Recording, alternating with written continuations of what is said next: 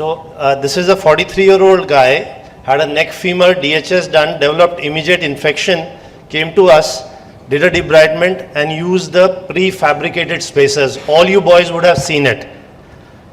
He settled down, all his parameters settled down, and then took him up for a regular stage 2, all fine. 2 months later, he comes for a follow-up visit. He's going back, he's from out of Delhi, and at the station, he tripped at the escalator he had never used and had the opposite side neck femur. This time he said, I don't want anything more, straight away do a hip. Did the hip, lucky for us, everything settled. Few months later, the first side started paining. X-ray started showing some changes, CT confirmed, things were not okay, his parameters were again going off. Went in again, did the debridement, put us again prefabricated spacer. Waited for some time, things settled down. This time I said nothing doing, we are going with antibiotic cement and did a standard antibiotic THR. Follow-up of so many years, he is doing fine. So this was case 1. This is his age bracket. We started at 43, he is 52. We hope this is going to last long, as long possible.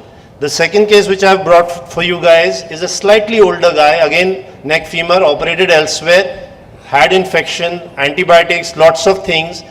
This is what we did, almost a year plus.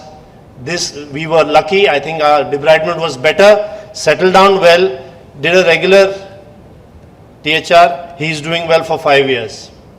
So both these cases I brought, these are prefabricated spacers, right? Doing for so many years, so nice. You can see these prefab spacers are really huge. They deliver a standard antibiotic which is already pre-mixed. But our femoral side has so many modifications. What if I have to deal with the case A or B? I can't use this. So that's my talk or case presentation. This is the case which came, 62-year-old, infection twice intervened, beads, everything done, and a sinus pouring out pus. What will you do? So you need something to bail this patient out. So you then start venturing out, trying to make a handmade spacer with antibiotics added. You are lucky, it settles down, and later on you go in and do a THR. Our journey in these handmade spacer also has been a little turbulent. To deliver more antibiotics, you want thicker cement mantle, so you use a thinner pin, and unfortunately some cases they break or bend. So this I have brought in over the number of cases. Everything is available in your OT. We borrowed these pipes from our CTVS surgeon. You can use chest tubes with a straight femoral reamer, have the calibration of your femur canal and a similar size tubing you need to use.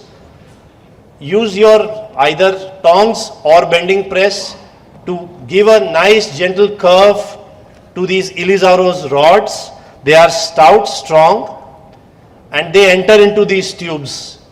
Then use some high viscosity cement in the standard syringe which you have in your OT. Push it while your assistant is supporting that tube, take it till the end, and then insert the pre-bent rod carefully while the assistant is blocking the distal part. Take it till the end and project it a little extra. I'll tell you why.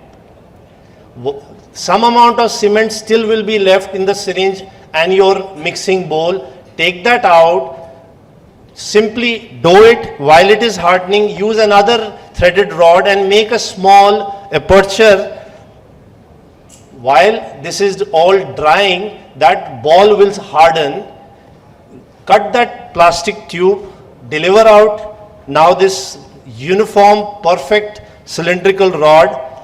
That ball which has now hardened, I'll just take 2 minutes. Place it on top of the end. Clear out the distal part which has to go into the canal. Now you have a perfect spaced round thing which is equal to your reamer which you started with. Take another packet of cement, mix whatever antibiotics you want, make it into a nice flat, just like a chapati, hold it in your palm and cup it over the already first ball which you had, and with your fingers just close the end of that onto the rod. So this does not flow out either posteriorly or inferiorly. So this simple technique will give you a nice shaped handmade spacer. Now the third packet of cement you will use to build up the gap between the calcar, trochanter and the head. This we have found that it actually prevents the late bending as well as any rotational slippage in the follow-up. And this is how the X-ray looks like. So just for your comparison, your operating time really does not hugely increase. It's just 15-20 minutes extra. And if you have a fixed team, one person can start making this handmade spacer. Blood loss is same. Option of antibiotics, the way you want to choose.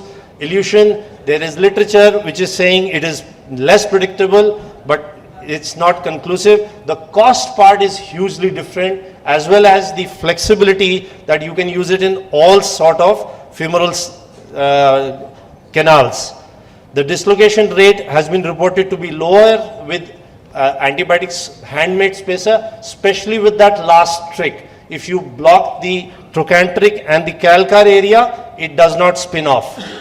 It has the advantage that it does not stress shield the acetabular erosions, which were reported higher earlier. By this simple technique, in our hands, our acetabulums are really coming out clean, and there is no added implant cost to stage 2. So this was some things from the literature. I just picked it out from a Swiss registry. The costs there of the prefab is almost 500 francs difference. So it's huge difference there, even in our settings. So in single stage or 2 stage without spacer, with antibiotics, this is the success rate, and with a spacer, the success rate goes up. If you are using these handmade, I feel it is giving you the necessary flexibility, because the gold standard remains 2 stage. Thank you.